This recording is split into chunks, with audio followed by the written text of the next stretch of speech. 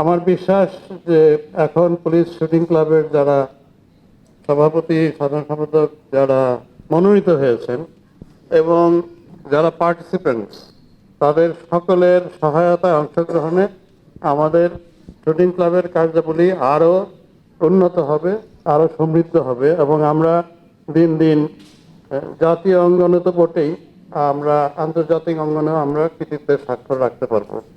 আমার শুটিং ফেডারেশনকে আমরা পুলিশের তরফ থেকে আমি ধন্যবাদ জানাই এই কারণে যে এই সমস্ত আয়োজন আমাদের, যদিও বাংলাদেশ পুলিশ একটা বড় এবং প্রধান অর্গানাইজেশন এই সরকারের, তা আমাদের নিজস্ব পুলিশ শুটিং ক্লাবের কোনো রেঞ্জ নেই। এই জায়গাটা আমাদেরকে পূর্ণ করে দিচ্ছেন শুটিং ফেডারেশন দীর্ঘকাল ধরে।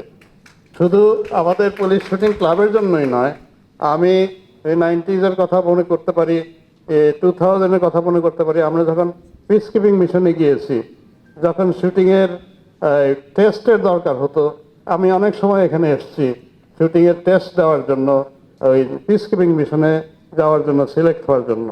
আমি এজন্য বাংলাদেশ শুটিং ফেডারেশনকে আমার আন্তরিক অভিনন্দন এবং কৃতজ্ঞতা জানাই। আমি আপনাদের সাথে আরও যদি কিছুক্ষণ থাকতে পারতাম, কথা বলতে পারতাম, আমার মনে হয় যে আমার কাছে আরও ভালো লাগতো। কিন্তু স্বরাষ্ট্র মন্ত্রণালয় হঠাৎ করে এক সভা ডেকে বসেছেন 5:45, আমি কি এখনো ধরতেও হতে পারবো না। তো সেজন্য আমি অকালে বিদায় নিচ্ছি, কিন্তু আমার পরিপূর্ণ সমর্থন থাকবে বাংলাদেশ পুলিশ ক্রীড়া পরিষদের সভাপতি হিসেবে।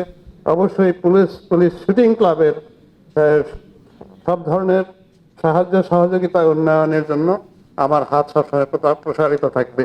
এই অনুষ্ঠান যারা আয়োজন করেছেন, যারা ঘোষণা করেছেন, আপনারা যারা কষ্ট করে এসছেন, সবাইকে ধন্যবাদ জানাই।